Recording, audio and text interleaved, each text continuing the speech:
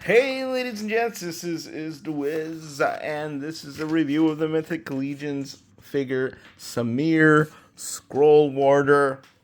Let me take a quick look at the bio for you guys. Here we go. Samir Scrollwarder. Keeper of the great library of Agbendor, Samir Scrollwarder is a wizard, as renowned for his inexhaustible knowledge as he is for his bountiful magical powers. After spending much of his life studying the books and scrolls of Agbendor, Samir has learned the secret ways of mages that span the entire history of mythos. Although his primary charge is to serve as protector of the invaluable texts of Agbendor, Samir Scrollwarder is a formidable warrior in the struggle to contain Poxus and his evil servants. So this is like a good wizard, and he is at the convocation of Basilia, and he is kind of the counterpart to Arazak, right? You got bad, you need a good, and this guy is very much the one who fulfills that role. So let me go through him and his accessories here real quick. First of all, you can't be a scroll warder without scrolls, and here are a couple of scrolls rolled up, of course. A long skinny scroll and a short stubby scroll for him to ward. Then you have the magical powered up head. So I'm going to show you that. In this case, he's got a kind of fluorescent green lines, geometric patterns. Very cool. And of course, his eyes are green because that's what happens when you're all powered up, right? Your eyes turn green or blue or whatever, and that's how your magical power is displayed.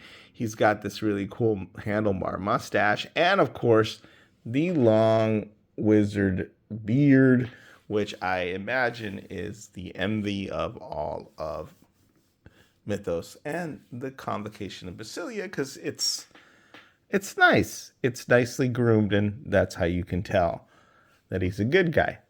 Let me bring him here a little closer. I like the fact that he is a good wizard, but he is dark skinned. And, often it's like, oh, you have light and you have dark, and the light one is always the good guy and the dark one is always the bad guy, or at least traditional stereotypes, right? But here you see him next to Arazak, and Arazak is lighter skinned. Not that it really matters or anything, but it's nice to have a positive depictions. And he looks like to me that he could be he could be like South Asian, or just somebody who is from a clime that has really darkened his skin, right? Because he does have, I believe he has blue eyes. I'm not sure. But he's got that nice dark skin, and I like that. And I like the fact that we get a hands pack with all these other hands that go with our darker skin characters and help that in that respect. So the other thing about him is the really, really cool staff. Now, I have put his magical effect over it, so it kind of swirls up to the top. His magical effect is like, let me take it out of his hand so you can see his staff.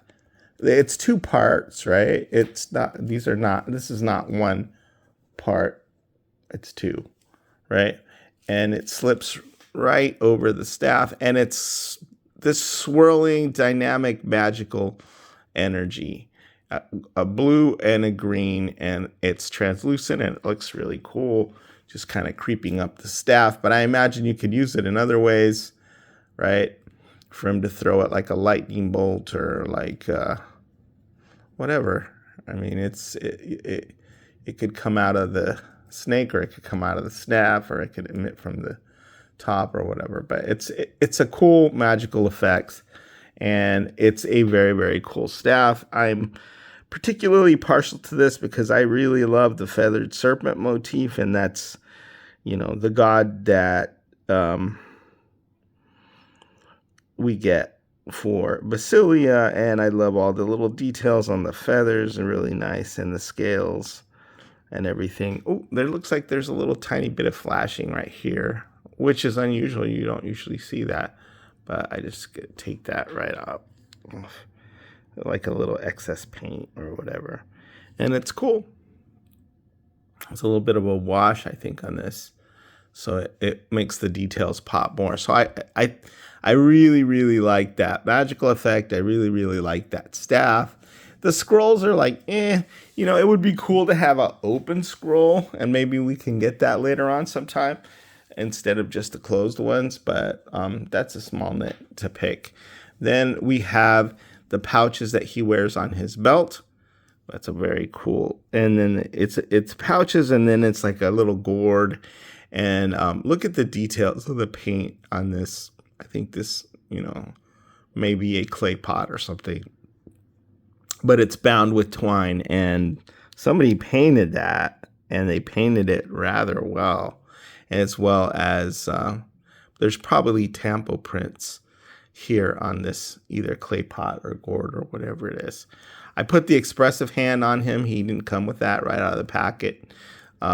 Again, I caution you to heat this up with the magical hair dryer so that there are no issues with the joints. And then also make sure that you look at how the joint is configured when you pose the figure, because it's hard to lose track of where the joints are, especially with these, big sleeves and the big, soft goods cloak over that, and you want to make sure that you are not bending the joints in a way they are not meant to be bent, right? So take a look there and just take a little extra care, right? He's got the cool belt. He has this really nice book that you can hang from his neck or whatever with a chain. It's got a lot of cool details. There's a bookmark, right? There's a class. Look at how nicely painted that is. Like a sun symbol, and a very, very nice chain. I think you can also probably hang this book from his belt as well if you want, because it's got a clip there, and then it is closed. So we will not be able to read the magical text of Agbendor unless Samir Scrollwarder magically opens it for us, right? Look at the wired cape, and look at that, it's two-toned. So you got the lighter blue on the outside, darker blue on the inside, and that's a very cool dramatic effect. Right, so we can swoop down like Batman with that. And then the wired sleeves and the wired all around the cloak. And then on the bottom, you've got like this patina and this like maybe like just a burnished armored bottom body, which is going to remain covered for me. As I mentioned in the Arzak review, some people are taking the bodies, harvesting them, putting like a Marvel Legends body in there, and you can't tell the difference because it's completely under the robes and such. So here is the hood, again wired, and you can have it over, right, and then you can have it up, and you can have it down. So a lot of options with that. Let's see what else. Got a pouch right here in the back of the belt, even though you probably won't see that if you have the cape up, but that also has a really nicely painted and detailed clasp there. And then if you want to add some weapons or whatever, you can do that on his belt because there's room for all of that. So, all right, Samir Scrollwarder, good guy, and a powerful warrior for the convocation of Basilia. Woo! And then let's count the number of extra hands, because that is also very important. If you're going to cast spells, you need spell casting hands. Like I said, I already put one on there for him, but there's one spell casting, a couple of gripping that have the either the back and forth wrist action or the up and down. So 1, 2, 3, 4, 5, 6 extra hands. The looser gripping hands, right? For if you want to put a scroll in there, you probably use that, like a looser gripping hand, right? And look how nicely that fits in there. So 1, 2, 3, 4, 5, 6, 6 extra hands, 2 tiny scrolls, and then the staff, the magical effect, the extra head, this pouch, and these either clay pots or gourds. Those are, and the book. Let's not forget the book. Those are the accessories, and then of course the really, really cool, right, robe. So Samir Scrollwarder is the Wiz, signing out.